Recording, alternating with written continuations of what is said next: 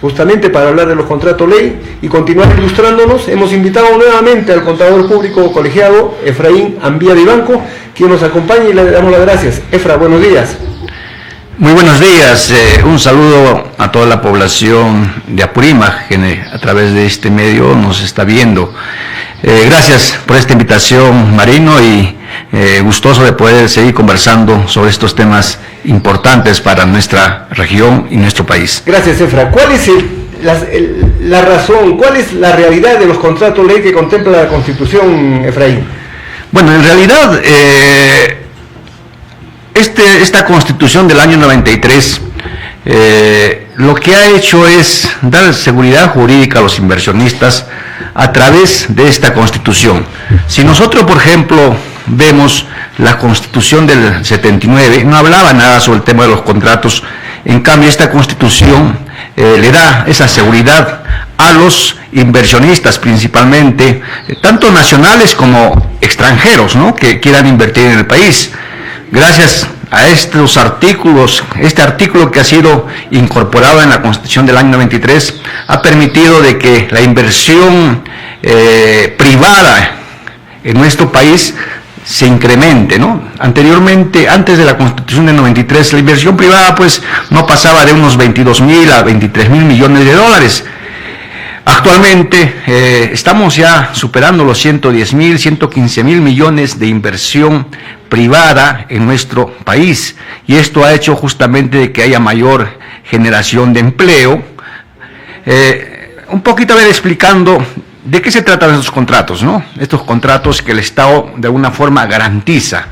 Por ejemplo, nosotros tenemos un establecimiento comercial y queremos ampliar de repente nuestras ventas y queremos contratar otro establecimiento, y para eso requerimos alquilar de un local comercial. Este local comercial, para poder nosotros alquilar, cuando vamos y vemos de que tiene pues problemas, falta poner de repente mayólicas en el piso, mejorar, acondicionar, y eso requiere de una inversión.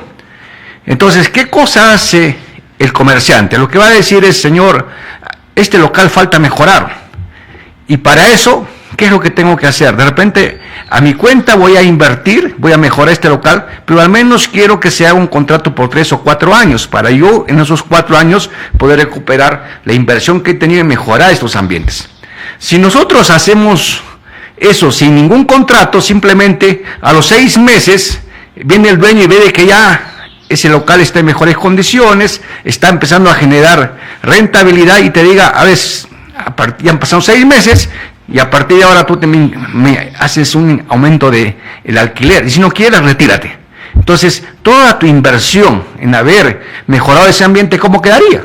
Entonces, lo que hacen los contratos es decir: muy bien, mediante un documento, durante estos 3 años se van a respetar estos montos de alquiler, ¿no? Y pasados 3 años, bueno, veremos qué pasa, si seguimos o no, pero estará sujeto a nuevas reglas, a nuevos contratos que podamos firmar.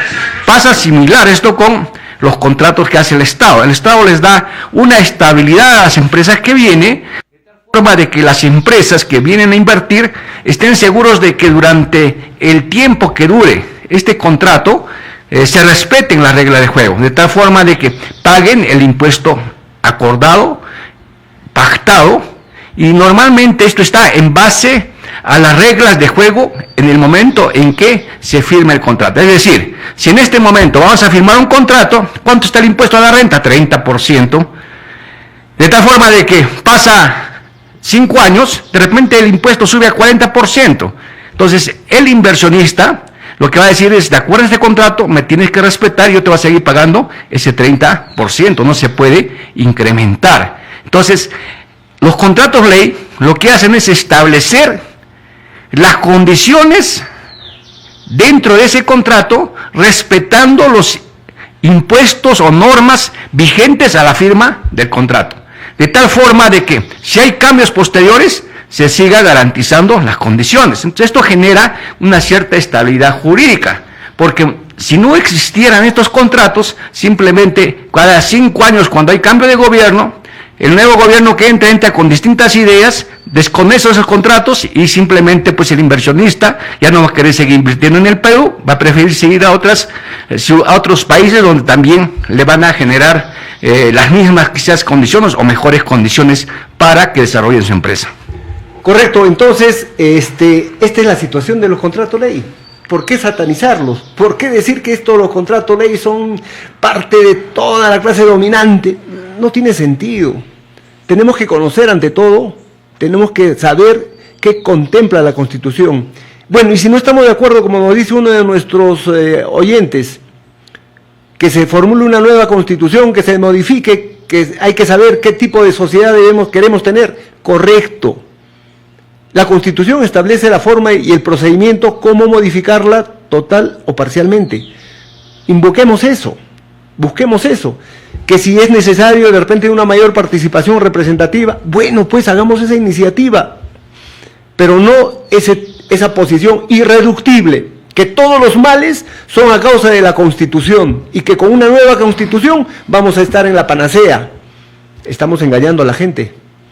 Esa posición irreductible, menos mal que los líderes, particularmente el líder de Perú Libre lo ha dicho, que la población sabía que si lo sacaban a Pedro Castillo se iba a generar una convulsión, pero no por retornar o por no regresarlo a Pedro Castillo porque se sabía bien quién era Pedro Castillo, sino reclamaban por un nivel superior que es la nueva Constitución. Señores, eso es ideología. Ideología. Al congresista Cruz Mamani se le preguntó qué país aspiran como modelo sobre esta sociedad que quieren construir acá en el Perú. No hay pues, no supo decir una. No, es un modelo en construcción, o sea, un experimento que puede tener algo de Ecuador, puede tener algo de Venezuela, puede tener algo de Cuba y puede tener también gran parte de Estados Unidos. Miren, esto es lo que quieren, que el Perú sea un laboratorio donde se experimente. Entonces, Efraín, el asunto de los contratos ley es claro. También se habla sobre la gratuidad de la enseñanza. Bueno, pero Marino, antes de esto, yo quisiera aclarar algunas mentiras que se vienen dando a nivel de los medios de comunicación, más que todo en las redes sociales. Por ejemplo, se dice que en este año se van a vencer varios contratos mineros. Que ese es el interés de quedarse de los presidentes porque ya está el negociado por medio para los contratos que se van a firmar este año. El Perú tiene en este momento 5 contratos mineros vigentes con estabilidad tributaria. Dentro de eso está justamente las bambas, ¿no? Dentro de estos 5 contratos, el más próximo a vencer es 2027. ¿Cuál de ellos? El Toromocho. El resto vence, en el caso de las bambas, el contrato vence el 2029. O sea, es mentira que digan pues de que ese contrato de las bambas o otros contratos mineros van a vencer este año y pues el interés del Estado en querer quedarse y hacer de que el nuevo presidente que entre ya sea el que firme estos nuevos contratos. Y eso no es cierto.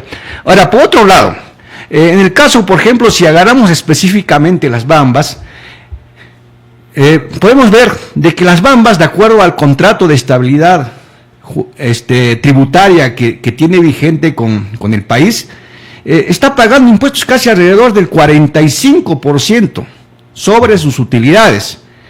32% es impuesto a la renta, incluso más.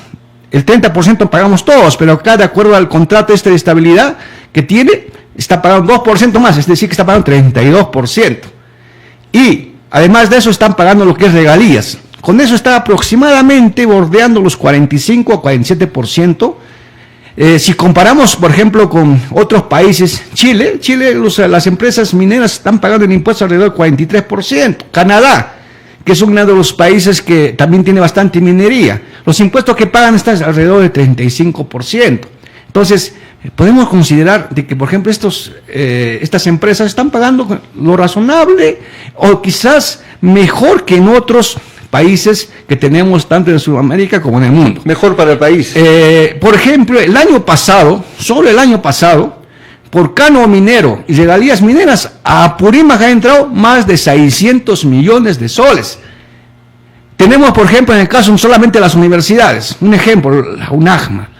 La UNAGMA, ¿cómo está creciendo, cómo está desarrollando? Es una universidad nueva, pero con los presupuestos que tiene, ha mejorado tremendamente su infraestructura, de tal forma de que ahora, en poco tiempo, ha sido una de las primeras universidades en haberse licenciado a nivel nacional. La infraestructura que tiene es totalmente moderna y siguen trabajando de tal forma de que cada carrera profesional tenga su propia infraestructura con laboratorios, comedores, auditorios de primera que no tiene la San Marcos ni la UNI. Y sin embargo, le sobra incluso la plata. Solo el año pasado le ha llegado alrededor de 22 millones de canon minero. 22 millones. La UNAMBA, lo mismo. Entonces, ¿qué está pasando? Ahí está justamente el fruto de la minería, de las bambas que tanto hemos criticado, y algunos opositores a esto dicen de que ha sido un contrato mal hecho, que es un contrato que se ha favorecido a la empresa minera. No, cuando en realidad el contrato es favorable. En cuanto a la negociación que hubo, es otra cosa que hay algunos temas seguramente que falta de que las empresas exijan el cumplimiento en su totalidad de estos contratos de tal forma de que la empresa también cumpla con algunos temas que tiene por medio pendientes. Bueno, pero en el tema tributario, ellos son los que más aportan en el país. Entonces, gracias a eso, es que podemos hablar de las mejoras en lo que decías en el tema educativo, por ejemplo. En el tema educativo, es fácil ir y ver los colegios que tiene el Valle de Chumbau, y vamos a ver que todos los colegios del Valle de Chumbau están en buenas condiciones, con locales modernos, equipados. El único colegio que falta por construir es el Juan Espinosa. El resto de los colegios y escuelas... Efra, y que lamentablemente no se está haciendo por falta de capacidad de gestión de los responsables directamente. Efectivamente, pero por el resto está funcionando. El resto de los colegios son nuevos o seminuevos, con laboratorios nuevos, sistema de vigilancia en todo el colegio nuevo, cámaras de vigilancia, laboratorios, pizarras dinámicas, interactivas, modernidad 100% acá en el Valle de Chumbau. Y efectivamente la Constitución, por ejemplo, en el artículo 17 garantiza la educación tanto primaria, secundaria, ¿no? Desde inicial, primaria y secundaria es obligatorio, y el Estado garantiza de que los alumnos necesariamente tengan que estudiar, de tal forma de que en el caso de la universidad, el caso de las universidades o la educación superior, sí, pues permite también la participación, en este caso, de las universidades privadas, pero a buena hora, si es que hay gente que puede pagar y que vaya a sus hijos a una universidad privada, va a permitir de que el Estado más bien deje de invertir en ellos y puede invertir en los que más necesitan. Decíamos, las universidades en nuestro país permite justamente a aquellos que no tienen esa posibilidad de poder ingresar, y el Estado les brinda una educación incluyendo incluso alimentación y comida para aquellos que no tienen. Entonces, la educación en nuestro país, sí es cierto que esta Constitución garantiza de tal forma de que ha ido mejorando, y hay que ver los logros, por ejemplo, ¿no? Solamente saquemos, por ejemplo, el sueldo de los profesores. Antes de la Constitución del 93, ¿cuánto era el sueldo promedio de un profesor? Estoy seguro que no pasaba de 70 a 80 dólares. Actualmente están bordeando los 900 a 1000 dólares promedio de sueldo. Es decir, que su capacidad remunerativa del profesor sea siquiera 10 veces más si comparamos en dólares del año 93 a la fecha. Entonces, sí hay logros, está mejorando la educación. Lógicamente que hay brechas todavía por cubrir, y esta Constitución seguro que va a hacer de que esto siga caminando, ¿no? Correcto, Efra. Muchas gracias pues por ilustrarnos, y ojalá con esto contribuir a que nuestra población, nuestro público, esté debidamente informado de cuál es la situación de la Constitución actual. Te invitamos seguramente para una próxima oportunidad, Efra, a seguir conversando, y nuevamente reiterando la invitación a aquellos que piensan lo contrario, a que vengan y expliquen acá como lo estamos haciendo. Los vamos a escuchar también, cuáles son los argumentos para decir que esta Constitución ya está desfasada, no sirve. Muchas gracias. Gracias, Marino, y hasta otra oportunidad. Gracias, amigos.